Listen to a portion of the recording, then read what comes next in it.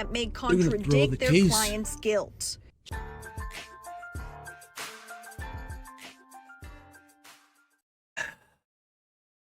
How's it going, YouTube? What is up? Today we're going to be reacting to the death of Takeoff and the untold story behind it. Now, I don't know too much about Takeoff's death. I do know he got shot and he passed away. That's as far as I know. So today we're going to learn more about it, and yeah, let's get into it. Was one of the most shocking moments in hip-hop in the last few years. A night that was supposed to be a casual hangout in Houston turned into a tragedy that nobody saw coming. When the news broke, headlines told the same story. Takeoff killed over a dice game gone wrong. But that's not the full story. Oh, damn. So okay, yeah, now I remember. Yeah, so it was a dice game. I do remember the video. I remember I watched the video of it all happening. And it was just a lot of commotion, and then he passed away. There are still a lot of misconceptions about what actually happened that night. So in this video, we're going to break down the real story behind Takeoff's murder, how things escalated that night, and the case developments that left more questions than answers. Now, Takeoff wasn't just another rapper. He was 1/3 of Migos, the group that took Atlanta's trap sound and pushed it into the mainstream. And Migos wasn't just a rap group. It was a movement and a family, which consisted of Quavo, Offset, and last but not least, Kershnick Ball, professionally known as Takeoff. Now, Quavo was Takeoff's uncle. However, the three of them grew up together in Gwinnett County, Georgia, just outside of Atlanta. Quavo and Takeoff were raised in the same house, while Offset joined their circle in the 6th grade. I'm not gonna lie, I thought they were all brothers. I never looked into it. I'm sorry. I never looked into it. I just assumed they were all brothers. I'm gonna get shot in the comments. Eventually, Quavo and Takeoff introduced Offset to rap, and from there, Migos was born. Migos didn't just make hits, they changed the entire sound of modern hip-hop. Their triplet flow, first popularized in songs like Versace and Hannah Montana, became one of the most imitated styles in this generation of rap. Their first major breakthrough came in 2013 with Versace. But what really took them to the next level was when Drake hopped on the remix. That moment catapulted them into mainstream success. And from there, they dominated the charts, dropping hit after hit. Fight Night, T-shirt, Bad and Bougie, Motorsport, you name it. Beyond just music, Migos influenced fashion and hip-hop, and of course, the way rappers structure their flows. They were pioneers, and Takeoff played a huge role in that success. But by 2022, things weren't the same for the group. Man. The group had stopped moving as a unit, and there were rumors that Offset and Quavo had fallen out, with speculation that it had something to do with Offset allegedly sleeping with Quavo's ex, Sweetie. Quavo seemed to reference this in his song Messy, rapping, "BITCH, F my dog behind my back, but I ain't stressing." None of them ever confirmed the rumors publicly, but one thing was clear. Migos weren't clearly together anymore. You can't just act like and just continue like. And I think people be trying to make it like it's not about it's like Alexius, like we can't continue our group without the main man. Then in November 2022, everything changed forever. It always happens. A night that started as a private gathering had sadly now turned into national tragedy. At approximately 2:30 this morning, our officers were dispatched out here to a shooting that had just occurred. Upon arrival, they located multiple shell casings on the 3rd level of the building at the 810 Bowling and Billiards. I guess it's a bowling and pool hall. We were informed that there was a private party being held at the event last night that ended at approximately 1 a.m., but the party carried over till about 2 a.m. till they were cleared out. That's when the shooting occurred, where it left one male deceased on scene and 2 others that were transported to area hospitals nearby. On November 1st, 2022, Takeoff and Quavo were in Houston, Texas, attending a private gathering at 810 Billiards and Bowling, an upscale venue in downtown Houston. The event was hosted by Jay Prince Jr., the son of Rap-A-Lot Records founder Jay Prince, a powerful figure in the rap industry, known for his deep ties to Houston's hip-hop scene. The guest list was exclusive, with around 40 to 50 attendees, including local music industry figures, promoters, and close affiliates of Jay Prince Jr. Security was present, but this wasn't a club event. This was a private invitation-only affair. The official event wrapped up around 1 a.m., but just like most private functions, many guests, including Takeoff and Quavo, stuck around for an hour. Conversations continued, drinks were poured, and the night carried on as usual inside. By 2:30 a.m., the gathering spilled out onto the 3rd floor balcony area, which overlooked Houston's streets below. The mood seemed relaxed at first, but shortly after that, things took a deadly turn. As tension escalated, Quavo found himself face to face with multiple people, caught in a heated argument over a dice game where someone had lost a large amount of money. The situation grew more intense by the second. Surveillance footage later captured Quavo visibly frustrated, attempting to de-escalate the situation and walk away. But before he could leave, things escalated. Now, with the loss of Takeoff, does that money matter? Of course. It's hindsight. It's 2020. Of course, it doesn't matter. I mean, like, you always just gotta look at the bigger picture and things, man. Especially when it's like you're around a group of people. You know, there's potential for guns or like violence like that. Just people just acting out. Yeah, you don't want to. You don't want to start getting heated with money like that, man. It's not a good thing, especially when you got lots of it, man. Like, you don't want to. Like, well, even if it was like a 2 mil, even like just say 2 mil, like, was that worth the death? Quickly. Of course not. His last words Never. before it all went left: "We don't play like that, bruh." Seconds later, gunfire erupted. At least 2 different weapons were fired. Egos, man. Chaos Always broke out as people egos. scrambled for cover, running in all directions. Police later recovered 10 shell casings at the scene, 9 from a .40 caliber firearm and 1 from a 9mm firearm. Takeoff was unfortunately caught in the crossfire. He was hit twice, once in the back and once in the head. Sad, Both man. bullets later recovered from his body were medium caliber. 2 other Oh man, I didn't know it was a headshot. Damn, that's the worst, man. I feel like when you see somebody get shot in the chest or the back or something like that, you always have like some kind of hope, like, you know, take them to a hospital. But when you get shot in the head, there is no saving you, man. You're gone. You're instantly gone, yo. Knees buckled, you're gone. Other people, a 23-year-old woman and a 24-year-old woman, were also shot and rushed to the hospital. At about 2:30 a.m., police eventually received a call about a shooting at 1210 San Jacinto Street in downtown Houston. When officers arrived, the scene was nearly empty. Most of the witnesses had already fled. Security was, however, present, but none of them saw who pulled the trigger. Takeoff was already pronounced dead at this point. Always, With man. little immediate cooperation from Of witnesses, course, it's detectives had to instant, man. rely on It's hard instant. evidence to piece together what happened. Surveillance footage from the scene later revealed a Patrick Clark in the crowd, holding a gun in one hand and an object in the other. As the chaos unfolded, Clark was seen fire multiple rounds in one hand and an object in the other. As the chaos unfolded, Clark was seen fire multiple rounds. Forensic analysis determined that the shots fired by Clark aligned with the direction where Takeoff was standing. Clark was the only person visibly caught on surveillance, discharging a firearm in that direction. After firing those shots, Clark fled on foot, briefly ducking inside the House of Blues, before disappearing from the scene. With so many people refusing to come forward, Houston police publicly pleaded for anyone at the private gathering to share information. But despite the heavy media attention, over 30 witnesses remained silent. Right now, Houston police say they've got very few leads in the fatal shooting of rapper Takeoff, part of the group Migos. This morning, police are asking witnesses to come forward with any video or testimony they might have that could help lead to an arrest.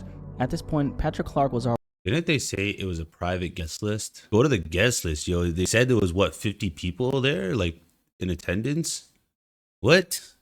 Just talk to everybody that was there, yo. Everybody that was, like, personally invited. What are you talking already about? on their radar as a potential suspect, but No, it wasn't a public event. Him. Investigators simply needed more leads, more evidence, and most importantly, cooperation from witnesses. But despite their efforts, over 30 people who had been at the scene decided to stay silent. Nobody wanted to talk, whether out of fear, loyalty, or simply not wanting to be labeled a snitch. Nobody was willing to come forward. It's snitch. We boiled it down to over 30 people that were standing outside the bowling alley. Homicide Division Sergeant Michael Burrows said, "Literally every single one of those people left the scene without giving a statement to police. We found a few of them that night. We found others since then.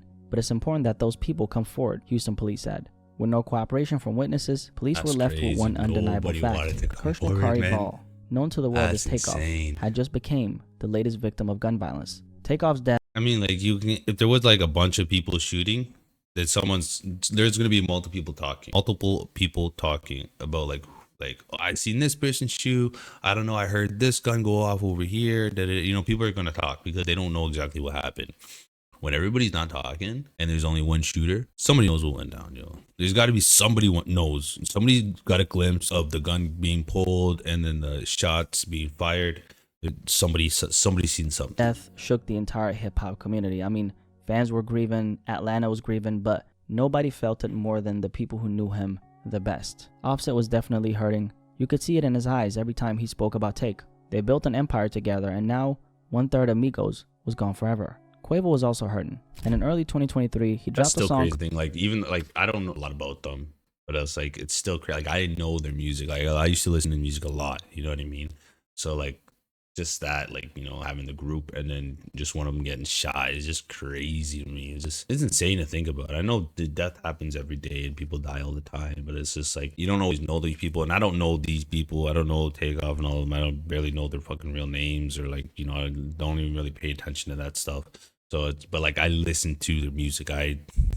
You still have a connection because you know you listen to their songs. There's still a connection there.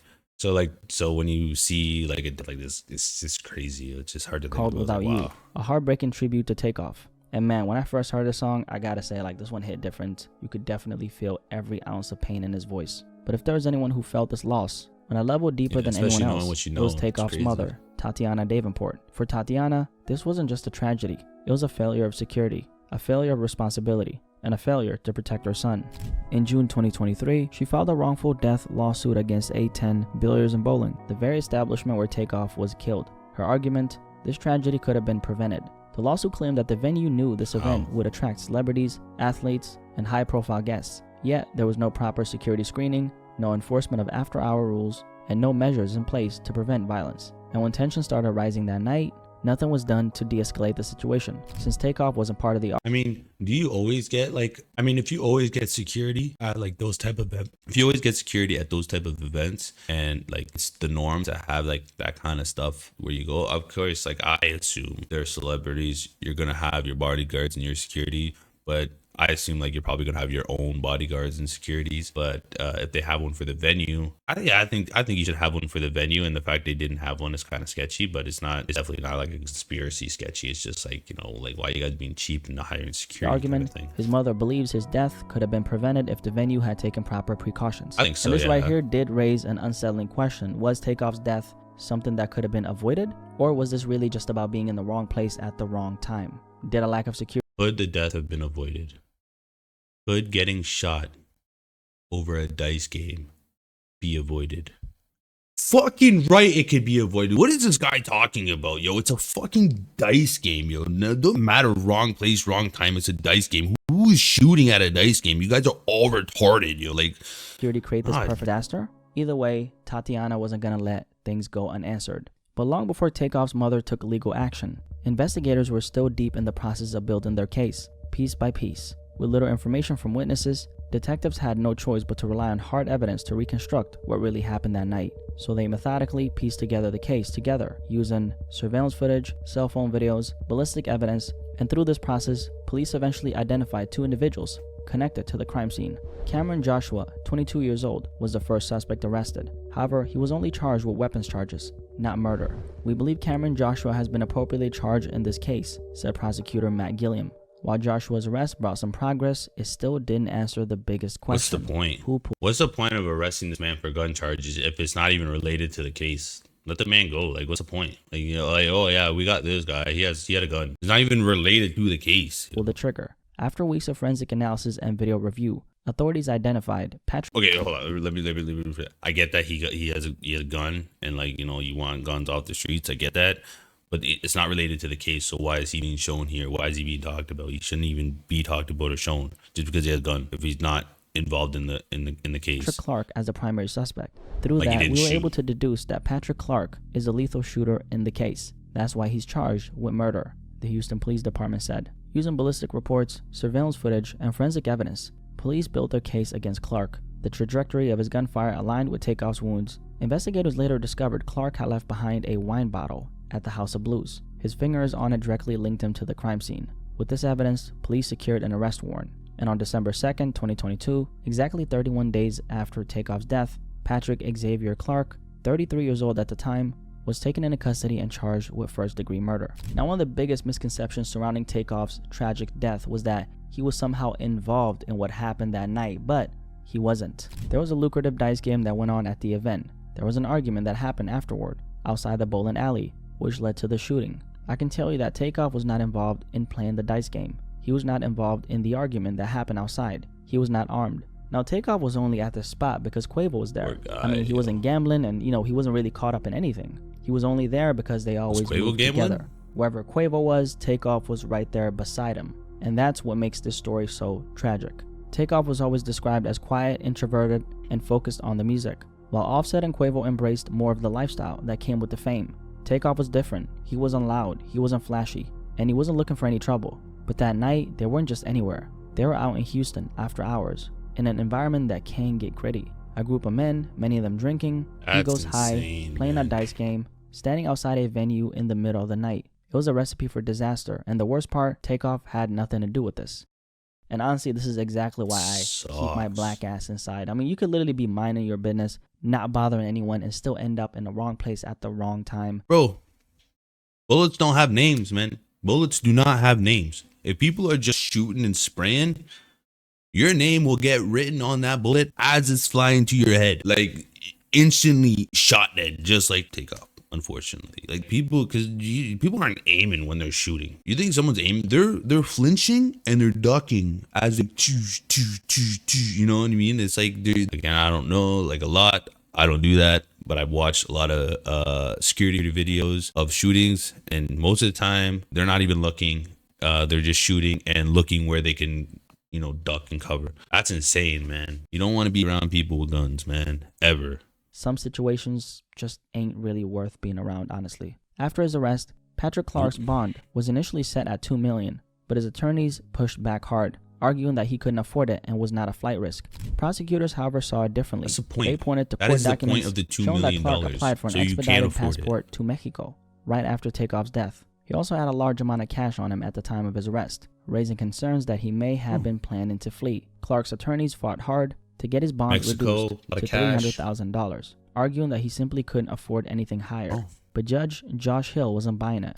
Man, you gotta take all my cash, bro. I had like, you know, 1.5 in a suitcase ready to go to Mexico, man. What are you doing? I can't afford $2 million. What am I gonna do with it? Like, I'm gonna sit at home after I bond myself out. I gotta go. I gotta go to Mexico, man. I gotta go to Mexico. The judge pointed out that Clark himself had previously made statements suggesting he had access to money. And on top of that, there are bail bond companies willing to take on a risk. So instead of the $2 million originally set, the judge lowered it to $1 million, but no further. For Clark's defense team, it was a partial win, but the reality was he still couldn't afford to walk free, at least not yet. Then, unexpectedly, Clark posted bond a little over a month after he got arrested for Takeoff's murder. And this is where things got a little suspicious. They ended up finding out that there was a private investigator who was working for Takeoff's accused killer's attorney, and he was listed in the bond paperwork as the facilitator of his release. But this private investigator was apparently not even actually behind Patrick Clark getting released. So the question is, where did the money come from? Clark's attorney later stated that a family friend and a concerned citizen had helped secure his release. But beyond that, the true source of the funds still remain unclear. Now, even with his release, Patrick Clark wasn't free to move as he pleased. He was placed under house arrest, required to wear a GPS ankle monitor, and barred from contacting witnesses, victims, or their families. Yet, one major question still remained. Was Patrick Clark truly the only one responsible? Now, Clark was the man police charged with Takeoff's murder. He was identified through forensic evidence, surveillance footage, and ballistics. However, the case was far from over. And this is where we get to a plot twist in this case, okay? A major plot twist that a lot of platforms still haven't really covered. So if you made it this far, make sure you drop a like on this video, okay? I appreciate you. Because what I'm about to tell you changes everything, okay? Now, the plot twist is this. A Houston Forensic Science Center analyst who was reportedly involved in processing evidence in the Takeoff murder case was fired for mishandling DNA evidence in multiple cases. Documents reveal that this now former analyst allegedly committed serious evidence processing errors that might have affected several investigations, including Takeoff's murder. Forensic analyst Rochelle Austin was considered a witness in the case against Patrick Clark, a man who police believe is responsible for shooting and killing Grammy-nominated rapper Takeoff at a Houston bowling alley. State's DNA samples Austin processed had been switched in one instance. In another, court documents say she skipped a step and processed the wrong sample. These are cases unrelated to Clark, but according to criminal defense attorney Murray Newman, the Brady notice is an indicator to the defense that there is something that may contradict their client's guilt. Just when the case against Patrick Clark seemed airtight, this happened. This forensic analyst at the Houston Forensic Science Center was now at the center of this controversy, and she actually ended up getting fired for this. Now, this isn't just speculation. This is on record. The Harris County District Attorney's Office filed what's called a Brady notice, a legal document that requires them to inform Patrick Clark's defense team about the termination of this forensic analyst and any issues that could affect a fair trial. Now, they said that the reason for her termination was lack of quality work, among other serious concerns. She apparently switched DNA samples in one case, and she also skipped a step and processed the wrong sample in another. That's lack of While work. these specific errors were reportedly in other cases, me missing the fact to still sweep remains. a corner This forensic analyst is lack was of work. apparently involved in the You Takeoff misplacing investigation. So now the biggest DNA question samples? is, how much of a role That should did be she a actually crime, play? yo. Because if there's even a slight chance that any of her work You're touched messing the with forensic other evidence people's in this lives. case, it could change everything.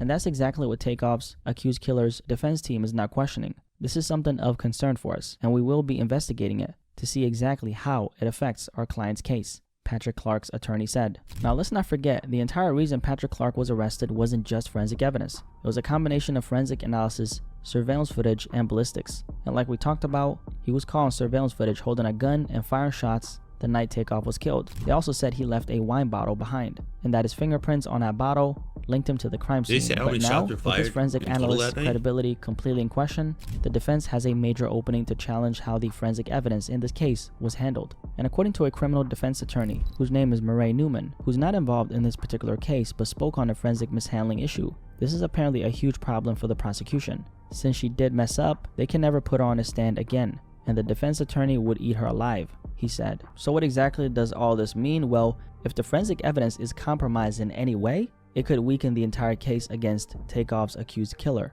And even if one inconsistency is found in how the DNA was processed, this could actually be enough for Patrick Clark's defense team to challenge the charges, meaning Takeoff's alleged killer could walk free. After posting bond in early 2023, Patrick Clark was placed on house arrest with a GPS monitor strapped to his ankle and was required to surrender his passport as part of his bond conditions. For months, this was his reality, but then in November 2023, the case took another unexpected turn. A judge ruled to remove his house arrest and GPS monitoring restrictions, meaning Clark was no longer confined to his home. However, that didn't mean he was completely free. He was still required to follow strict legal conditions: a nightly curfew from 7 p.m. to 7 a.m., banned from contacting witnesses, victims, or Takeoff's family, required to appear in court whenever scheduled.